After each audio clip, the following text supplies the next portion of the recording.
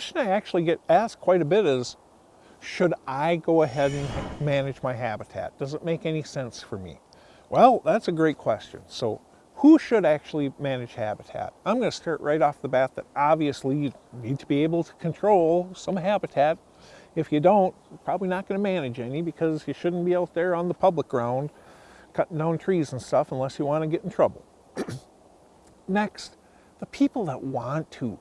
I don't care if we're talking habitat improvement or hunting. If this stuff isn't fun, you got to change it up.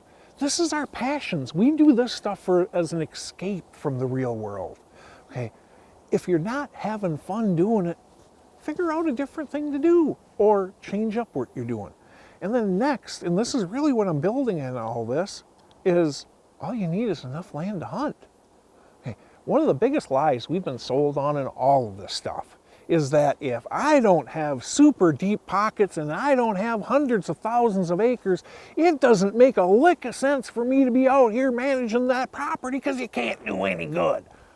That is so much baloney, it's not even funny. That is one of the biggest lies we've ever been sold on. If the area you own 10, 15, 20, 30 acres in, if the largest bucks that are being shot in that areas are, let's say 130s, 140s, maybe 110s, is you managing your habitat going to make it so now you're shooting booners? Oh, heavens, heavens, no, absolutely not.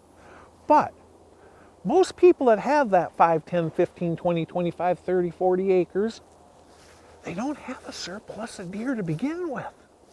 And their margin for error is so incredibly thin, it's not even funny. If I'm talking 4,000 acres, the largest property I've personally managed, I would have to do everything I could to purposefully try to ruin that property for hunting by myself. You know, one person on 4,000, now there was a lot more people than that, but I'm saying by myself, to try to trash 4,000 acres, it is almost impossible. I can trash 40 acres by myself just like that. So darn easy. Okay, your margin of error is so much smaller the smaller your property is, and that is where habitat improvement can actually help you a ton.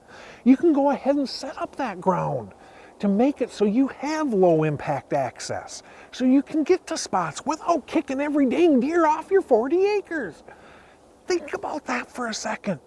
No, you're not in that 120 inch area gonna be growing booners. But wouldn't it be nice to actually see some of those 120 inch bucks when you go out hunting?